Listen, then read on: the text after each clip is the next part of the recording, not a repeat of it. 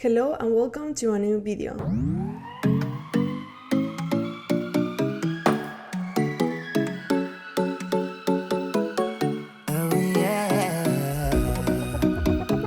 Have you ever watched Formula 2? If you haven't, you don't realize what you are missing out. Formula 2 is the building grounds of future Formula 1 drivers.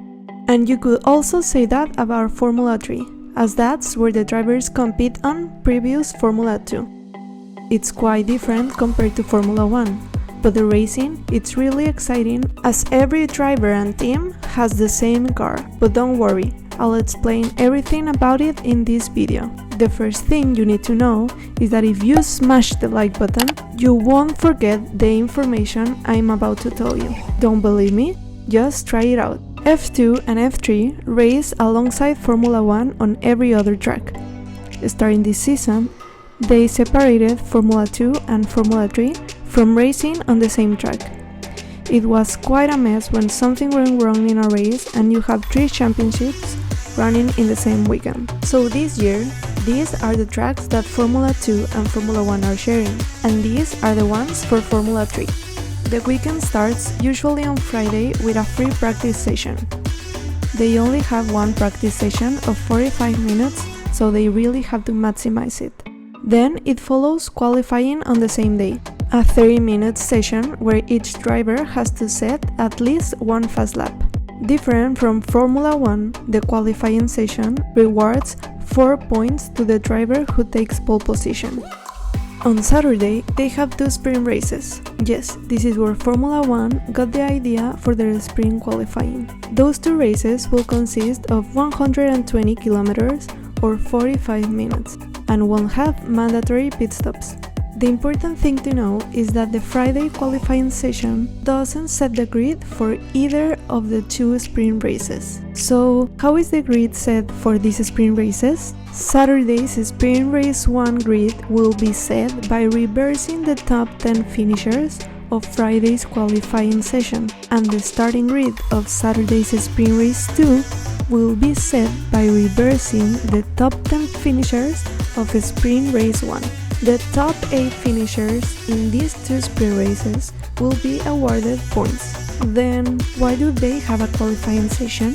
Well, we have 1 race left on Sunday, and that grid is set by the qualifying session. This race is called the feature race and consists of 170 kilometers or 1 hour and has mandatory pit stops for every driver. This race rewards the same points as a Formula 1 Grand Prix to the top 10 finishers. Formula 2 and Formula 3 also reward the driver that sets the fastest lap in every race, but here they get 2 points, so that's the weekend format. But there are other interesting things that you need to know. One of them, it's kinda the most important and what makes the race very entertaining. Formula 2 and 3 are spec series. Every team has to purchase the same car from Dallara, and the teams are not allowed to do any upgrades or developments to the car. The only thing that may differ from car to car is setup changes, so this ensures that we see pure racecraft on track.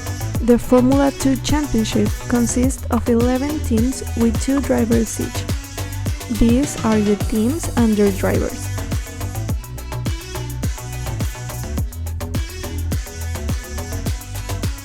On Formula 3, we have 10 teams, but each team has 3 drivers.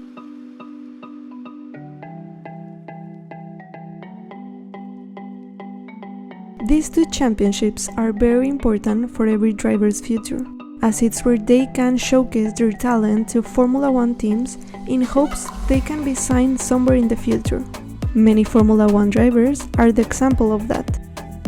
Charles Leclerc won the Formula 2 championship, and next year he was racing in Formula 1. We have 3 drivers from the 2018 Formula 2 championship who were promoted to F1 the following year. George Russell, who won the championship, Lando, who finished 2nd, and Alex, who finished 3rd. This season, we also had 3 Formula 2 drivers who were promoted. F2 champion Mick Schumacher, 3rd place Yuki Tsunoda, and 5th place Nikita Mazepin. I hope you can give this championship a try and see if they are worth the time.